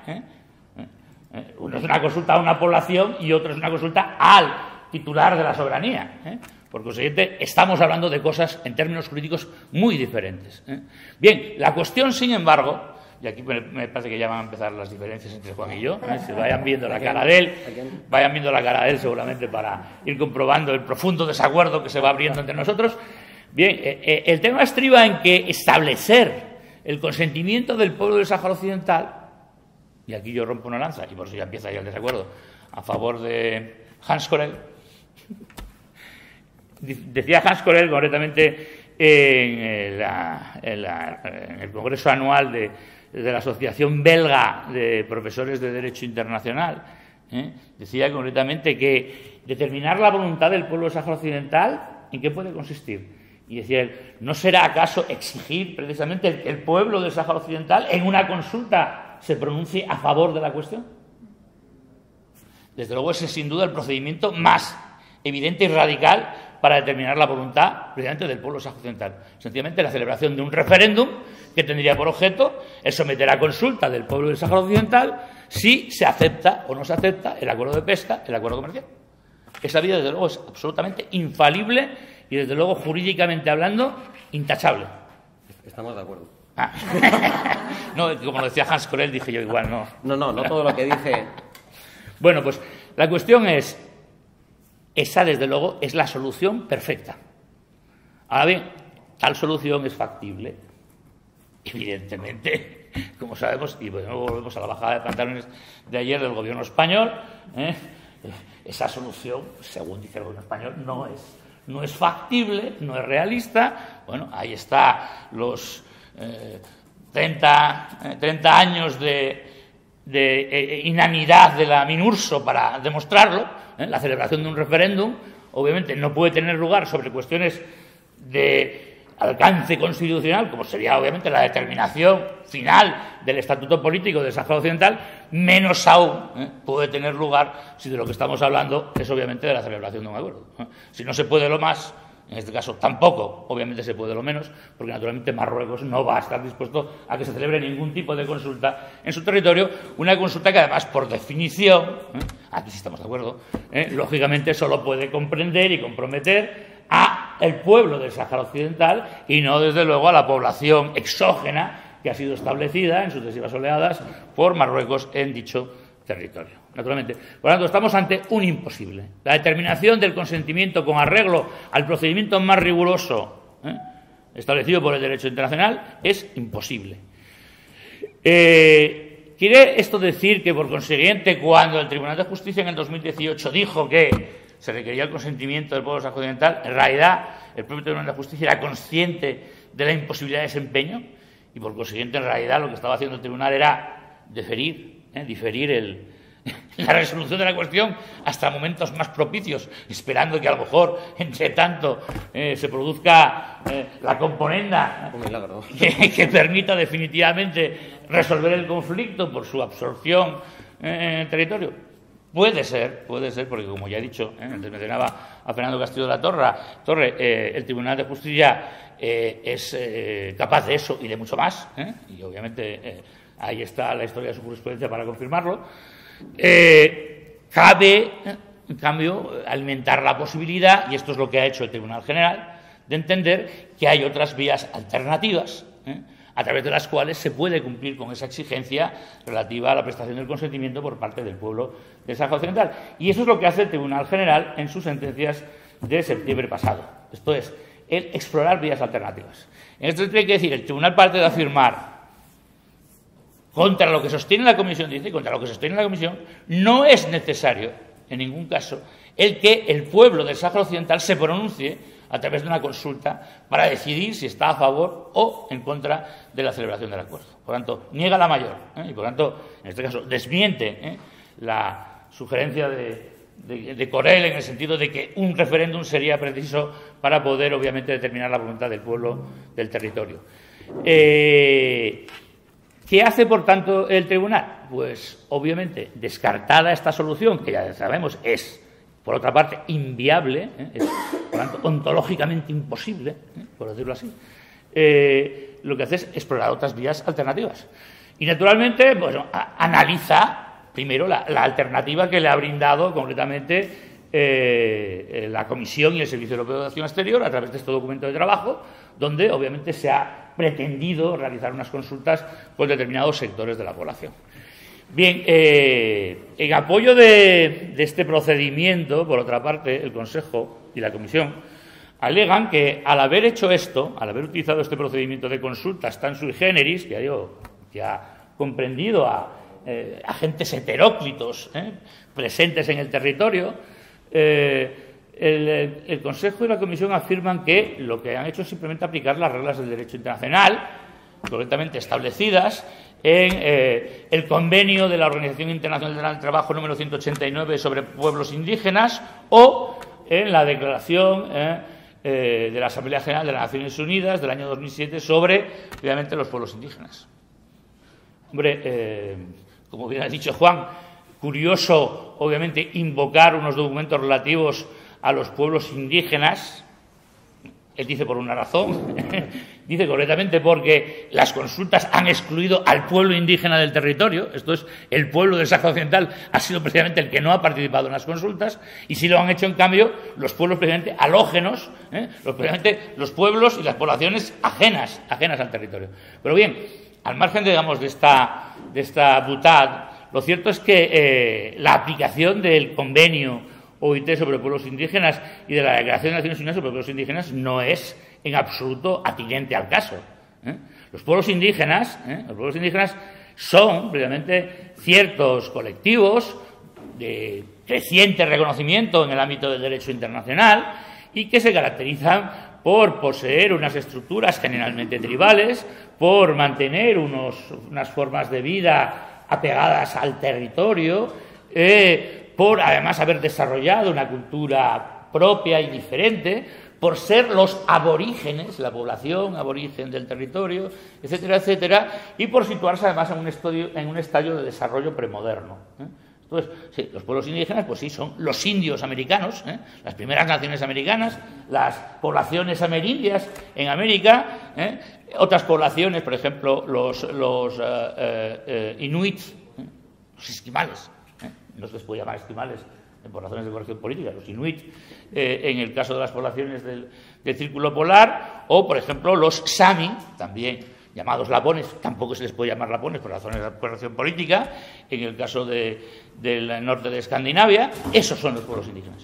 Pero, naturalmente, bajo ninguna circunstancia puede considerarse pueblo indígena a un pueblo sometido a dominación colonial. Se trata, por lo tanto, de conceptos y categorías totalmente distintas, y además estancas, separadas claramente, tienen instrumentos rectores totalmente diferentes. En el caso del pueblo saharaui, estamos hablando de un pueblo sometido a dominación colonial, cuyo estatuto rector conforma, entre otras, la resolución 1514 Romanos 15, que diría Miche, y 1541 Romanos 15, que también diría Miche, la resolución 2625 Romanos 25, los pactos de derechos civiles y políticos y derechos económicos, sociales y culturales, artículo 1 común, que evidentemente consagra el derecho de los pueblos a la determinación, y la práctica de Naciones Unidas, particularmente la práctica derivada, obviamente, de los actos de la Asamblea General de Naciones Unidas y del Comité de los 24 de la Cuarta Comisión. Ese, por tanto, es el estatuto rector, conforme al cual, por tanto, debe de verificarse las consultas al pueblo del Sáhara Occidental con arreglo a lo dispuesto y no con arreglo a un tratado de la OIT que, ya digo, se refiere a un colectivo distinto, y una declaración de Naciones Unidas que se refiere, ya digo, a un colectivo distinto del pueblo sometido a dominación colonial. Bien, bueno, esto ya, por tanto, pone de relieve el profundo conocimiento jurídico internacional del que hacen gala los servicios jurídicos de la Comisión y del Consejo. Esto es, o sea, que no saben distinguir entre uno y otros sujetos de derecho internacional, porque sí, los pueblos indígenas también son sujetos de derecho internacional, pero ciertamente unos sujetos con una condición jurídica diferente, más tenue, reducida. Hay un elemento claramente distintivo: la libre determinación, que es un derecho consustancial al pueblo sometido a dominación colonial, se troca en simple libre determinación interna, por lo tanto, posibilidad de expresar y de dotarse de ciertas formas de autoorganización en el interior del territorio de un Estado, en el caso de los pueblos indígenas. Por lo tanto, estamos hablando de destinatarios y de derechos totalmente diferentes, por lo tanto, de un estatuto jurídico internacional totalmente distinto. Bien, por tanto, primer error y consecuente primera posibilidad, primera baza que tiene ante sí, obviamente, el Tribunal General. Decirle, obviamente, no estamos hablando de esto, este mecanismo de consultas que tú mencionas no es obviamente el aplicable al caso del pueblo del Sáhara Occidental. Por el contrario, la solución tiene que venir de la mano de una consulta al representante legítimo del pueblo del Sáhara Occidental. A falta de una imposible consulta al pueblo del Sáhara Occidental, que, ya digo, no es solo que sea inviable fácticamente, y por otra parte innecesaria a juicio del Tribunal General, desde luego excluida esta vía alternativa de consultas a determinados sectores relevantes o afectados de la población del territorio, preconizada por estos instrumentos de Naciones Unidas, pero que nada tienen que ver con el caso, la solución única que se antoja posible es, por tanto, una consulta al representante legítimo del pueblo del Sáhara Occidental, que, conforme a lo expuesto con anterioridad por el propio tribunal, no es otro sino el Frente Polisario. Porque esa consulta al Frente Polisario, que no se ha producido, porque es verdad que el propio documento del SEAE menciona el que ha habido contactos, lo llama conversaciones técnicas. Contactos, bueno, los contactos simplemente se tradujeron en el hecho de que el Frente Polisario dijo no voy a participar en la consulta, no se me puede obviamente tratar como, ya digo, como a la Asociación de Peluqueros de Asmara, por tanto, consecuentemente, niego la posibilidad de participar y de prestarme a este juego, y no lo haré, como tampoco, por otra parte, lo hicieron otras numerosas asociaciones, yo creo que más de 50 asociaciones vinculadas, obviamente, con el Movimiento de Liberación Nacional Saharaui, que también declararon participar en la consulta desarrollada, con la consecuencia obvia de que la consulta en cuestión simplemente contó con el parecer de la población existente en el territorio favorable a las tesis marroquíes. Bien, a la luz precisamente de esta exigencia, es evidente, no se han producido la consulta y no se ha emitido el parecer favorable por parte del representante legítimo del pueblo, del territorio, consecuentemente no hay un consentimiento válidamente prestado sobre la base del cual se pueda, por tanto, cumplir con el requisito establecido por el Tribunal de Justicia en su sentencia del año 2018. Y esta afirmación, así, expresamente realizada por el Tribunal General, es especialmente importante porque, tense en cuenta, lo que está haciendo, obviamente, el Tribunal General es traer la agua del molino del Tribunal de Justicia, obviamente, para fundamentar su decisión. Pues lo que está diciendo el Tribunal General es decir, oiga, yo no estoy diciendo otra cosa más que lo que ha dicho el Tribunal de Justicia, que dice que tiene que haber un consentimiento prestado válidamente por el pueblo del Sáhara Occidental y que, consecuentemente, ese consentimiento no puede venir por otra vía, sino por la, y esto sí ya es cosecha del Tribunal General, y aquí es donde puede, obviamente, plantearse en el futuro alguna diferencia, no puede ser otra vía más que la voluntad expresada por el Frente Polisario. Bien, y la última cuestión, a lo mejor estoy alargando demasiado, pero bueno, así mi intención era que en todo caso alimentar el debate. Bueno, sí, espero que sea así. Sí. Porque bueno, si se alimenta el debate, yo tengo que decir, casi pediría, si por favor podría hacerme una botella de agua. No, pero otra botella de agua. Quería decir con ello que la última cuestión, y ahora sí tienes que estar en desacuerdo conmigo, porque si no pensarán que esto es... No, que no se trata se supone que íbamos a hablar más o menos, explicar un poco el tema. Pero por eso digo que la última cuestión sería, obviamente, el valor atribuido al famoso dictamen Corel, y con ello aclaro. En relación con esta cuestión dice Juan Soroeta, por fin, ya no se podrá utilizar nunca más el dictamen Corel para hablar de nada que tenga que ver con el Sáhara. Yo digo, bueno, tampoco es así. Lo que ha hecho el Tribunal realmente General ha sido situar en su contexto el dictamen Corel. Por lo tanto, no está descartando, no está desautorizando, no está considerando que sea un documento apócrifo, por lo tanto, no lo está eliminando de la vulgata, de la versión canónica, de la doctrina de la libre determinación, sino que sencillamente lo está situando en su adecuado contexto. ¿Y qué es situarlo en su adecuado contexto? Pues obviamente fijar en qué términos concretos se plantea el dictamen Corel, respecto al cual primero dice, no es obviamente un dictamen de la Corte Internacional de Justicia, sino que es la opinión que emite un jurisconsulto, es verdad que el más importante jurisconsulto en la época de Naciones Unidas, a petición del secretario general, para ilustrar precisamente a los miembros del Consejo de Seguridad en relación con algunos problemas que se suscita la explotación de los recursos económicos del territorio del Sáhara Occidental. Ahora bien, y también lo dice el Tribunal General, es por tanto una opinión concebida en estos términos, por consiguiente con una autoritas menor que la que poseería una opinión consultiva como la de la Corte Internacional de Justicia del año 75, una opinión que por otra parte se produce en relación con una cuestión muy concreta, que es la explotación a través de contratos de determinados recursos del territorio. Y es por otra parte una exposición que por lo tanto se somete a juicio de otros que puedan también valorarla, como cualquier dictamen que produce un profesional jurídico, en el cual además se parte de aplicar analógicamente las previsiones establecidas por el derecho internacional en relación con los territorios no autónomos a una situación que mantiene cierta identidad de razón, de ahí la aplicación analógica, cierta identidad de razón con el supuesto de los territorios no autónomos. Pero ojo, que no se está, por tanto, considerando que esta sea la doctrina aplicable, stricto sensu, al caso del Sáhara Occidental, sino sobre la base de ciertas analogías, ciertas semejanzas que se podrían percibir entre él. Bien, en ese dictamen, además, conviene advertirlo, la Comisión Europea y el alto representante para los asuntos exteriores de la Unión Europea han pretendido ver la acuñación del concepto de potencia administradora de facto del territorio del Sáhara Occidental. La Comisión, en este sentido, se ha servido recurrentemente de las referencias al dictamen Corell de 2002 para insistir que ahí encuentra, por tanto, su aparición la noción de potencia administradora de facto del territorio.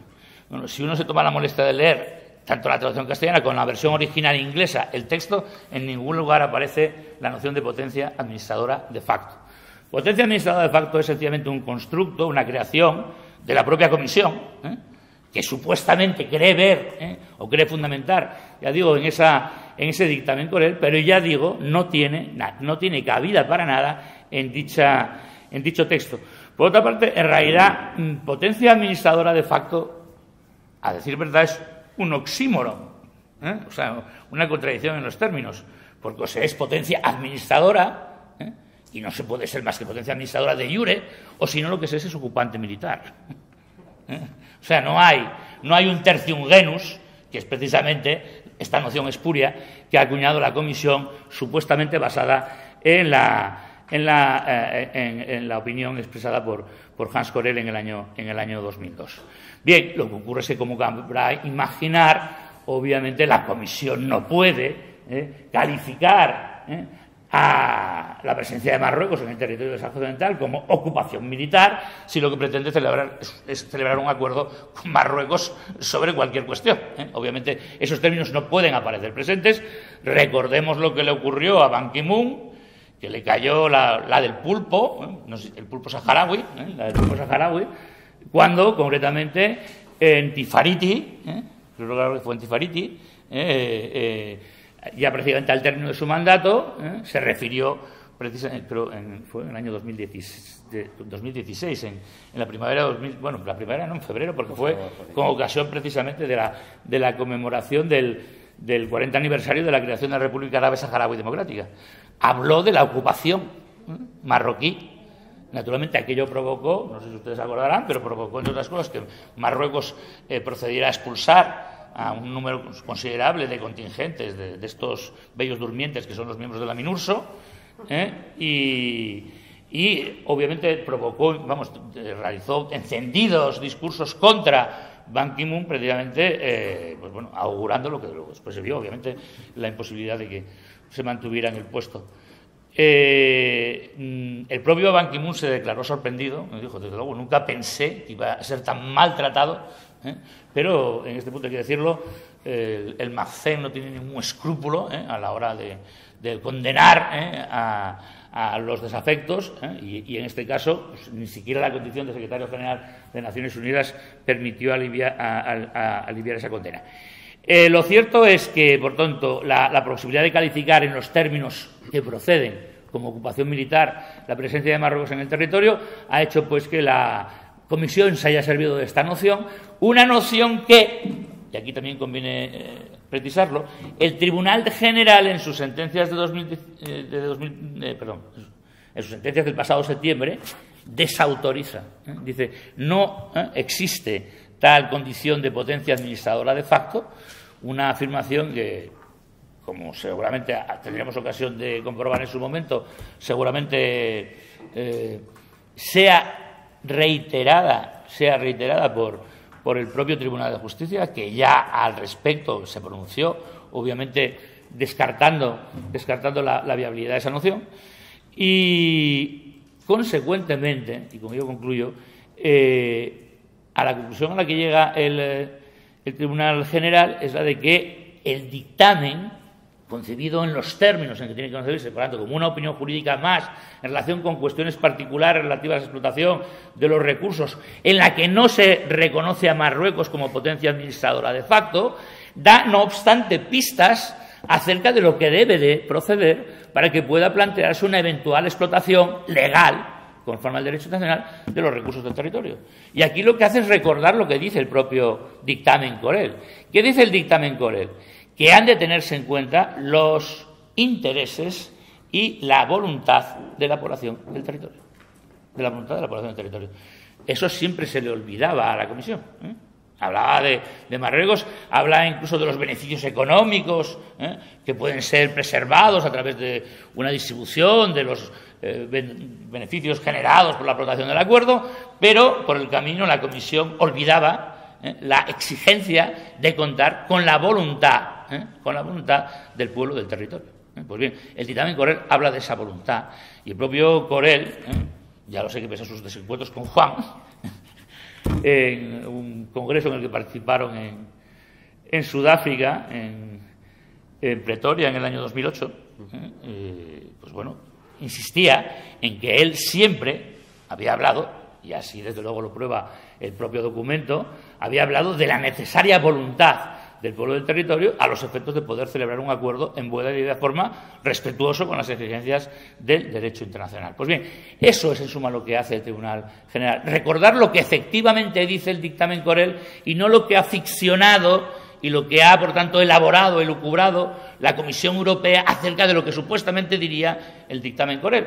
Por eso digo que en realidad lo que ha hecho es ponernos en su contexto y decir, no, si es que el dictamen Corell dice lo que dice, pero aun diciendo lo que dice, que no es estrictamente aplicable al caso de los acuerdos, aún así y todo exige la necesaria constancia de la voluntad del pueblo del territorio para poder celebrar válidamente un acuerdo.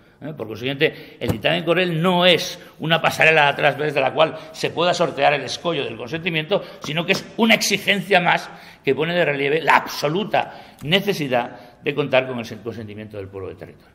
Bien, y ahora una pequeña propinilla. En realidad, sigue. Simplemente decir, ojo, contra lo que han dicho algunos, pienso por ejemplo concretamente en Enzo Canizaro, ni en las sentencias del Tribunal General de 2015, ni del Tribunal de Justicia de 2016, de 2018, ni en las ultimísimas sentencias de septiembre del año pasado, los tribunales de la Unión Europea han hablado nunca del jus cogens, Nunca han hablado del carácter imperativo del principio de la libre determinación de los pueblos, etcétera, etcétera. Yo digo que ha habido algún autor, por ejemplo, Enzo Canizaro, que no sé dónde lo ha leído, no sé si ha utilizado una versión difundida por Marruecos o qué, pero bueno, lo cierto es que, a lo mejor por Atalayar, que es una web que se dedica obviamente a difundir el pensamiento único marroquí en este tema, digo que concretamente afirma que se ha elegido el Tribunal de Justicia en un sólido baluarte del carácter imperativo de la libre determinación de los pueblos en estas decisiones. Bien, si uno se lee, ya digo, cualquiera de las sentencias, tanto del Tribunal General como del Tribunal de Justicia, no verá la más leve mención al carácter imperativo del principio derecho de los pueblos a la libre determinación. Si ha habido un, digamos, casi fervoroso, apasionado, defensor de esta idea, ha sido el abogado general Monsieur Batelet. Él sí habla concretamente en sus conclusiones del año 2016 de la naturaleza imperativa del principio de la libre determinación de los pueblos. Pero hay que decir, eso que ha dicho Batelet no lo ha seguido, como bien decía Juan, el Tribunal de Justicia. Eso tampoco lo había dicho, pese a que hubiese podido decirlo, ya que está de mayor, flexibilidad el Tribunal General. A decir verdad, eso, por decirlo, ni siquiera lo ha dicho la Corte Internacional de Justicia.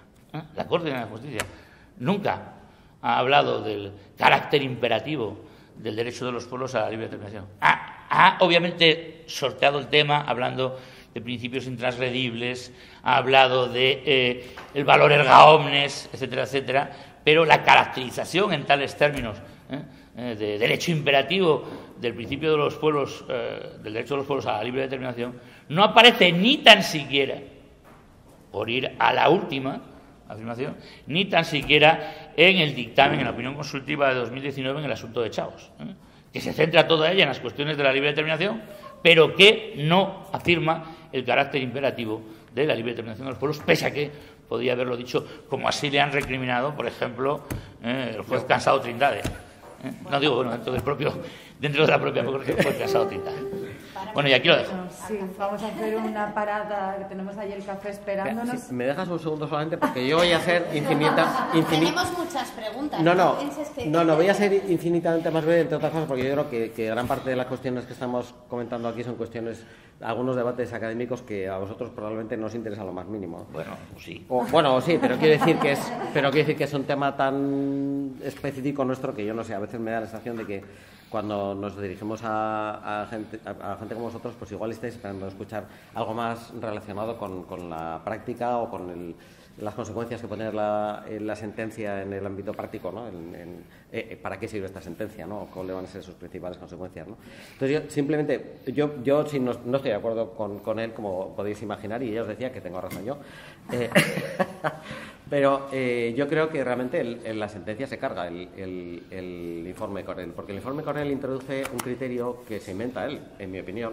Él dice que existe una opinión juris que no justifica ningún caso. Él dice que es así, yo no lo comparto para nada, en virtud de la cual cuando se realiza una explotación de los recursos en beneficio de la población, ese criterio se lo inventa él, y además lo reconoció en Sudáfrica, que había sido consecuencia de la presión política que tenía por detrás. Introdujo un elemento para mí distorsionador y que el tribunal se carga, porque el tribunal dice es indiferente si los acuerdos son en beneficio o en detrimento de la población. Lo importante es en la consulta. Y en ese sentido yo creo que ha dado un paso importante y yo estoy convencido de que se ha cargado el informe Corell. Pero bueno, es una cuestión de interpretación que tampoco va a ningún sitio, ¿no? Y en relación con el carácter imperativo del derecho de autodeterminación, pues bueno, es evidente, ningún tribunal que yo sepa jamás ha afirmado que es una norma de derecho imperativo. Y yo creo que este es uno de los grandes problemas, bueno, como decía, no me viene a la cabeza, el jus cogens, el derecho imperativo es como ese coche nuevo que tenemos en el garaje y que nunca sacamos a pasear, ¿no? Está muy bien porque sabemos que está ahí. ¿Lo tendrás tú, ese coche nuevo que no sacas? No, eso lo decía el que bueno, es verdad, ahora que lo dices. Con lo que gano con el tema del Sahara, tengo concretamente eso, que ningún tribunal lo ha dicho. A veces las opiniones disidentes de los jueces en las decisiones de la Corte van abriendo un camino y cada vez más aparecen opiniones de jueces que dicen ya es hora de que el tribunal diga que es una norma de derecho imperativo. Pero lo que Bachelet dice es que realmente existe una práctica unanimidad en la doctrina internacionalista en que es una norma de derecho imperativo. Entonces, el tribunal no se atreve a decirlo porque además hay una cuestión que es importante también, que no hemos abordado aquí, pero que lo podemos tocar luego más, que además he dicho que iba a ser breve, pero lo voy a ser. Es esta afirmación del tribunal de permitir que se siga aplicando hasta que el Tribunal de Justicia de la Unión Europea, que no tenga efectos esta sentencia, a mí me parece que jurídicamente es inaceptable. Por mucho que sea el tribunal pequeño, podría no haber sido recurrida a la sentencia, con lo cual habría sido definitivo.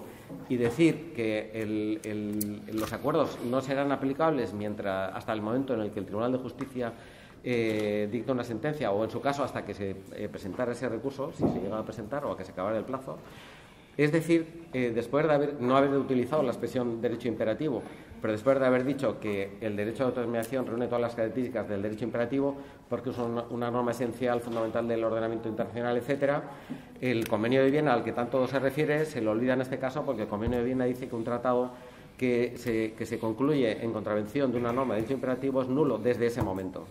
Y a mí me parece grave que el tribunal diga, ya sabemos, porque además esto lo acepta claramente el equipo de juristas del Polisario, esto es un peaje que hay que pagar para dictar esta semejante sentencia, que es un bofetón a las instituciones de la Unión Europea, ¿no? Pero está diciendo, bueno, es una violación de una de las normas más importantes del derecho internacional, pero no pasa nada si se sigue violando un añito más, ¿no? A mí eso me parece grave. Pero bueno, y ya hacemos porque si no empezamos otra vez. Parada, sí.